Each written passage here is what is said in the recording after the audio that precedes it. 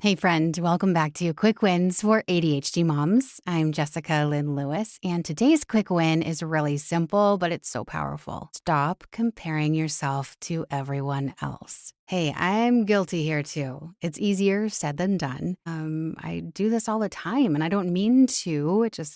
I need to be more intentional about not comparing myself to other people. And the thing is, you can do this. It's just a little bit of a mindset shift. You're figuring things out just a little bit at a time, and that's okay. We're not in a rush here. Our ADHD brains want to fix everything right now and figure everything out, but we have all the time in the world. And your journey doesn't need to look like everyone else's. So why compare ourselves to other people? What's going on in our brains? Well, I think that a lot of people have other ideas and we see it as a shiny new project, shiny new system, shiny new notebook. Wow, they're using that. That should work for me too. And that's fun. And sometimes, yes, maybe that could work for us. We spend a lot of money trying to figure out what works and what doesn't, don't we? And how to simplify everything. Simplification is actually really complex. But once you figure out your system and simplify your system, it is simple. But the process getting there is really difficult. And it takes time figuring out exactly what works for you. So again, today's quick win, stop comparing yourself to everyone else. Our ADHD brains need structure. We need outside structure. But it has to be simple or we'll try reinventing the wheel all over again. And I find myself in this trap all the time. It's like, oh, well, that's too simple. That's too simple. So let me add a lot of bells and whistles. Let's make the system more fun, right? And a lot of times, let's just take away the fun part. Let's just keep the system as a system. And it just works better. Finding things like that new notebook or journal, that's going to be the answer for me. And again, maybe it is.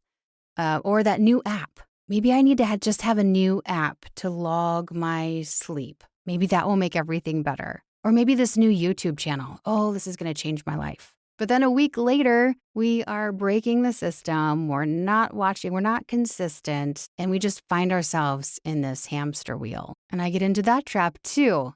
I don't want a system. I want freedom from a system. But what we forget is that the system is designed for our brain. We figure out our own systems, not someone else's system.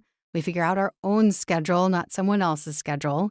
Does this resonate with you? Do you find yourself in this hamster wheel as well? Maybe you've bought something really expensive and it was supposed to be this productivity method, like this notebook with all of the colors and everything coded and planning and written out for you, and everyone else swears by it. And you think, well, why isn't this working for me? Like, what's wrong with me? Well, nothing is wrong with you. You're just trying something and it's okay if it doesn't work. But maybe take some time and reflection to figure out maybe why isn't that working? What is going on here? We all have different lives and different circumstances. So instead of copying someone else's system exactly, let me inspire you.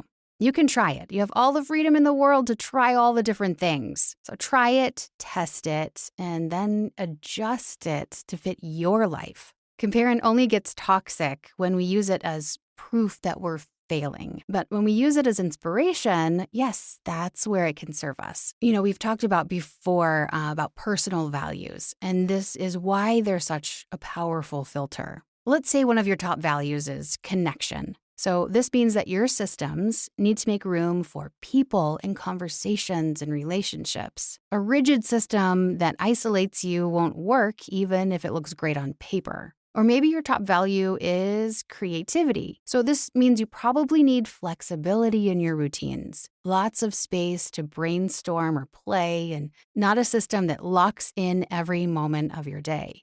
When you know your values, you really stop comparing yourself so much because you realize, oh, that's really cool and that works great for them. And I see that they value productivity, but that design is too rigid for my value of having more freedom in my life and more creativity. So my brain wasn't designed to be in that rigid system. We're not all on identical journeys, and we can all be thankful for that, right?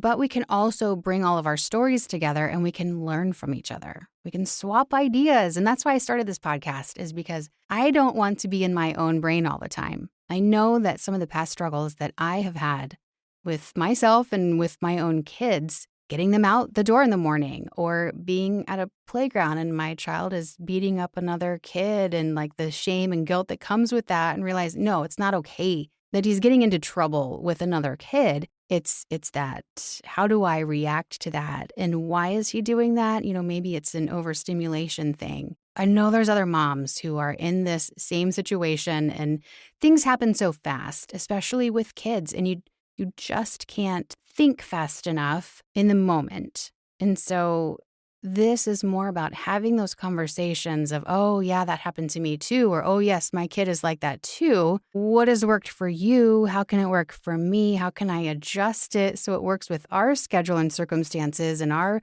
family values and personal values? And again, it's just this idea exchange and coming together and sharing our stories and helping each other through this really difficult time of life, I think. We don't want to compare ourselves with others, but we can definitely share stories so that we can see how these things actually play out in real life. So today's quick win: stop comparing yourself.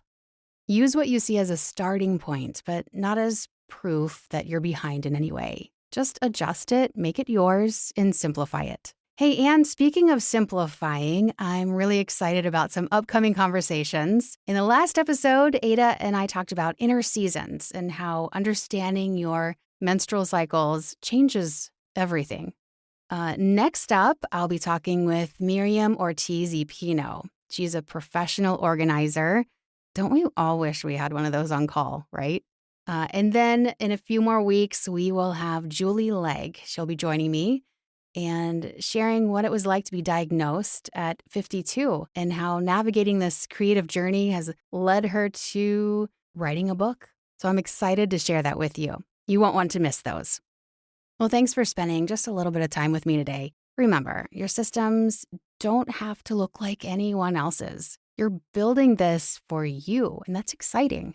You're doing amazing, one step at a time. Well, if you found this episode helpful or maybe encouraging, I would love to have you maybe write a review, write and see what other things that maybe you have topics that you'd like us to discuss, or guests. We love to have guests on the show. You can email me directly, jessica@theadhdmom.com. And of course, visit our website, theadhdmom.com. Well, again, this was Quick Wins for ADHD Moms. So glad you're here. Have a wonderful week.